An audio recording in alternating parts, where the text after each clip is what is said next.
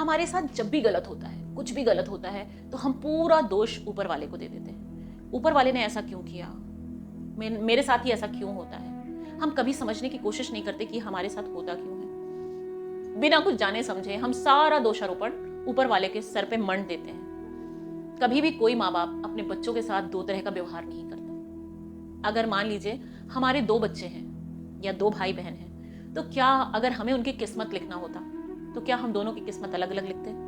एक नालायक है, एक लायक है, पर हमारे लिए तो दोनों बराबर है ना। तो हम दोनों की किस्मत में तकलीफें कैसे लिख सकते थे, दुख कैसे लिख सकते हैं? हम दोनों की किस्मत में बिल्कुल बराबर लिखते हैं और सारी चीजें एकदम परफेक्ट लिखते हैं। अब सेम वही चीज है कि ऊपर वाले के लिए तो हम उनकी औलाद हैं, उनके बच्चे हैं, चाहे हम अच्छे हैं, बुरे हैं, कैसे भी हैं, तो वो हमारे भाग्य को गलत कैसे लिख सकता है? कभी नहीं लिख सकता वो हमारे भाग्य को गलत। उसने हमारे भाग्य को लिखने के लिए हम पेन पेंसिल हमारे हाथ में पकड़ा रखी है, जिसको कहते हैं कर्म। आप जैसा कर्म करेंगे वैसा फल मिलेगा आपको। आपके कर्मा ही आपका भाग्य डिसाइड करते हैं। इसलिए कभी भी कुछ भी होना तो ऊपर वाले को दोष नहीं देना, अपने भाग्य को दोष नहीं देना, अपने कर्म को अच्छा करना और भाग्य खुद ब खुद बनता चला जाएगा। जो हम करते हैं वही हमें रिटर्न में मिलता है। जब हम किसी बॉल को दीवार पे मारते हैं पूरे फोर्स से, वो वापस लौट के हमारे पास आती है। लाइफ में कभी भी जो भी कर रहे हैं उसको बेहतर करने की कोशिश करिए, अच्छे से कोशिश करें कि हमारी वजह से कभी किसी को तकलीफ ना हो, हमारी वजह से कोई दुखी ना हो, हमारी वजह से कोई हर्ट ना हो। हमने अपने कर्मों को सुधार लिया तो हमारे भाग्य खुद ब खुद सुधर जाएंगे।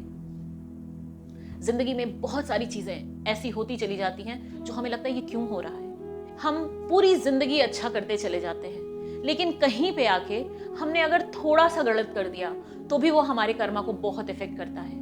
हमारे कर्म वहां पे गलत हो जाते हैं। ईमानदारी अगर रखनी है तो निरंतर रखिए, कहीं पे भी आपके दिमाग में कोई भी गड़बड़ी नहीं आनी चाहिए। चलिए इसको समझने की कोशिश करते हैं एक कहानी के माध्यम से। एक बार एक लकड़हारा था, बहुत ही अच्छा लकड़ी का काम किया करता था। वो एक बहुत बड़े कॉन्ट्रैक्टर के साथ काम करता था। उनकी बिल्डिंग्स जहाँ बनती थी, उनके घर जहाँ बना करते थे, वहाँ पूरा लकड़ी का काम वो किया करता था। एक बार वो बहुत टाइम से काम करता चला आ रहा था। एक बार उसका मन किया कि अब मेरा मन नहीं लग रहा है, अब मुझे रिटायरमेंट ले लेना चाहिए।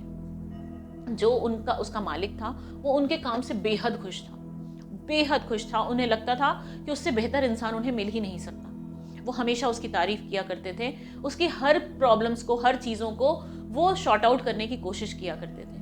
लकड़हारा उसने अपनी सारी प्रॉब्लम्स, अपनी सारी जिम्मेदारियां खत्म कर दी थी, तो अब उसे लगा कि अब उसे काम से छुट्टी ले लेनी चाहिए। वो अपने मालिक के पास गया और उसने बोला कि सर अब मैं काम नहीं करूँगा, मुझे छुट्टी चाहिए। मालिक ने पूछा कोई तकलीफ, कोई दिक्कत?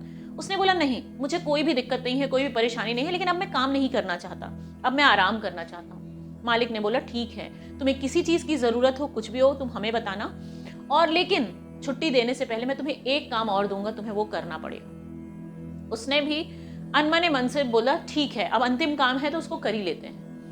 मालिक ने उससे बोला कि मैंने एक घर बनाया है जिसको बहुत प्यार से तुम्हें सजाना है, डेकोरेट करना है, बहुत अच्छे से उसका इंटीरियर करना है, दरवाजे बहुत शानदार लगाने हैं, आलीशान लगाने हैं, जो भी चीज़ करना वो इतना बेहतरीन करना, ये मेरा बहुत बड़ा प्रोजेक्ट है।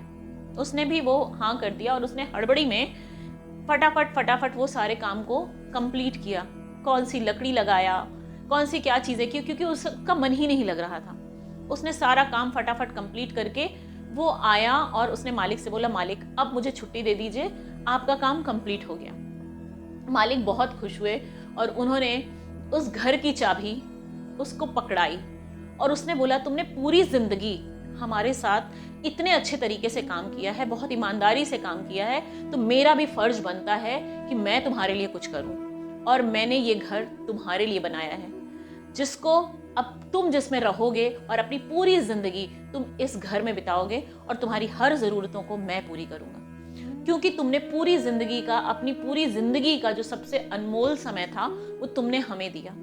उस समय उस लकड़हारे की आंखों में आंसू आ गया।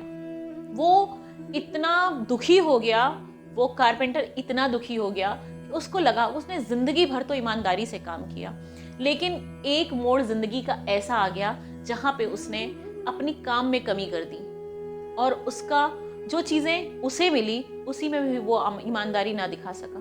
उसे बहुत तकलीफ थी, लेकिन वो वक्त लौट के फिर नहीं आ सकता था, वो रिपीट नहीं हो सकता था कि वो फिर से वो चीज़ें करता और चीज़ें सही हो जाती, वो बता भी नहीं सकता था। इसलिए ज़िंदगी में जो चीज़ हम कर्म करते हैं वो लौट के हमारे पास ही आता है। इसलिए जब भी जो भी करिए उसको बेहतर तरीके से करिए। कहीं पे भी आप कुछ भी कर रहे हैं, काम कर रहे हैं, घर में काम कर रहे हैं, ऑफिस में काम कर रहे हैं, कहीं पे भी लास्ट अटेम्प्ट तक, जब तक आप वहां पे हैं, आपको पूरे दिलो जान से वो काम करना है। कभी भी परेशान मत होइए। किसी चीज को छोड़ना है ना तो अपना 100% देने के बाद छोड़िए, क्योंकि कर्मा लौट के जरूर आता है। शायद ये स्टोरी, ये मेरी बातें आपको समझ में आई होंगी, अच्छी लगी हो तो लाइक करिएगा, कमेंट करिएगा, शेयर करिएगा, शायद ये किसी की जिंदगी में काम आए।